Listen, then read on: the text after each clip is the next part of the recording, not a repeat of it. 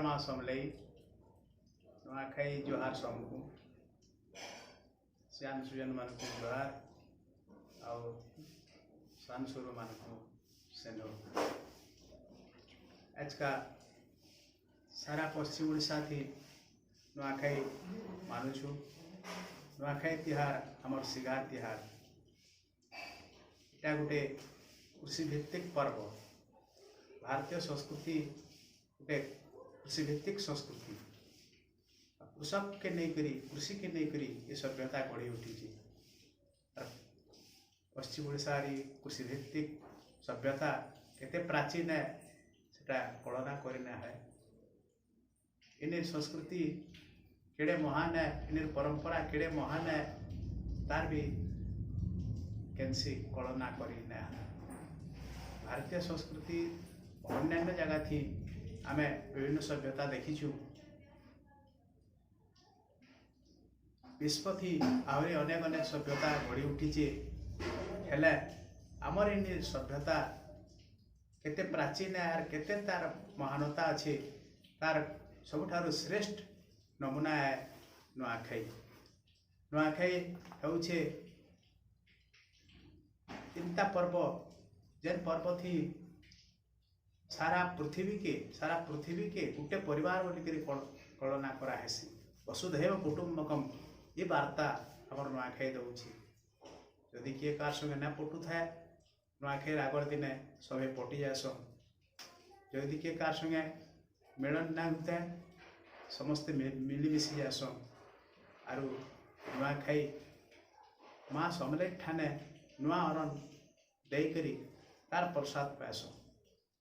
नुआ अरण बेले इठाने आमर अंचल रे पहलारू सरिया बोले गोटे धान हेसी बोध मास सेटा हो जासी अति छोट धानटे।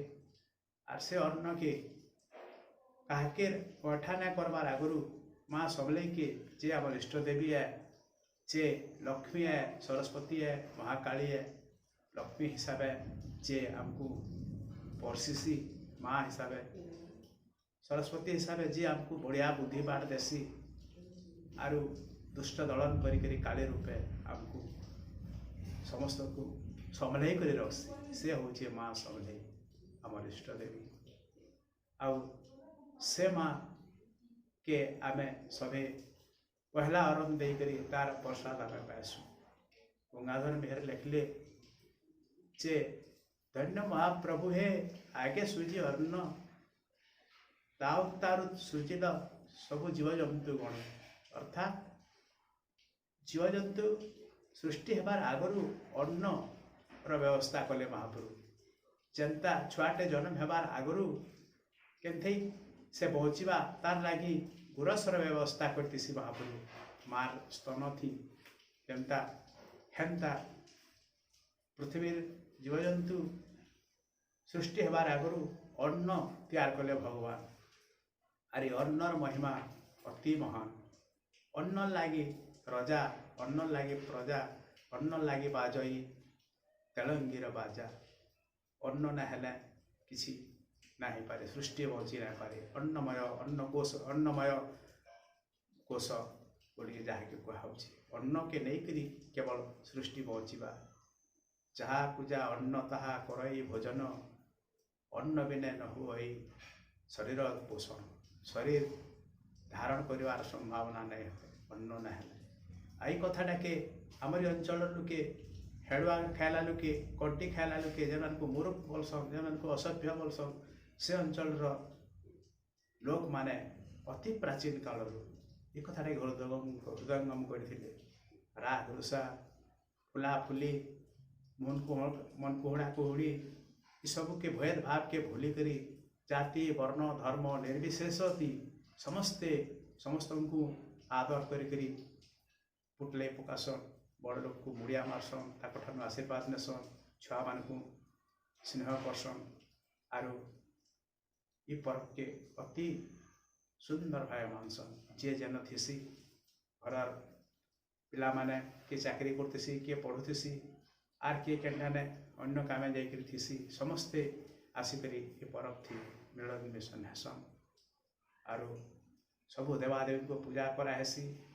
आमर धरती माता के गुरस चाउल रुका हेसी पूजा कराहेसी गोमाता के पूजा कराहेसी आउ शस्य श्यामला हो पृथ्वी कहार के खाबार के ना अभाव पड़ू समस्त को जजबज हो ई गुहारी करी सभे माँ समलेट ठाने मुड़िया मारसन आरु एंता परब पृथ्वी थी कैंसी ठाने देखबार के ना मिले आज का घनघोट युद्धर आशंका जिते देखुचु जिते देश देश भितर अहंकार भेदभाव अति घमाघोट लड़े आड़के गति करुचे समाज सेते बेले आमर नुआखाई भलिया गोटे तिहार अति अति गोटे उत्तम वार्ता अच्छे हे भाई राग रुषा भूली जाओ समय आम गुटे मार छुआ आउ सभे गुटे होकर रहमा जीवन मनुष्य जीवन केते दिन पानी फुटका भलिया आमे काण के नहीं करी गर्व काण के नहीं करी अभिमान काण के नहीं करी आमे एते बदमाशी करुमा आमे सभे गुटे हेजिमा गुटे मार पु लेखे गुटे मार झी लेखे आमे सभे मिलमिश कर रहमा ये पृथ्वी थी ये मैट थी सरक पूरी सृष्टि कर्मा आरु कहा के अभाव रे ना रखूँ कहीं अनटन रे ना रहूँ समस्ते जजबज खाएमा समस्ते मिलमिश रहमा समस्ते खुशी थी रहमा ये वार्ता नहीं करी आज नुआखाई आसी आर नुआखाई थी आमे सभे भेदभाव भूली करी आगर फुला रुषा सब मनु पासरी करी समस्ते गोटे परिवार होकर चलमा बोलिकी मुई आशा करुचे माँ समलेट ठाने गुहारी करुचे सभे सुखे रहून संसार सुखे रहू कहारी किसी असुविधा ना हो रोग दुख पलै जाऊ दुनिया तू कोरोनार समाप्ति घटू कोरोना जन महामारी फैल हाचिनी सारा पृथ्वी के जन दोहले नहीं चीज पृथ्वी छाती पृथ्वी से कोरोना दूर हो आउ समस्ते सुखे रहून समस्ते आनंद रे रहून इटा मोर माँ समलेट ठाने गुहारी सबको फेन थरे नुआखाई जुहार जुहार।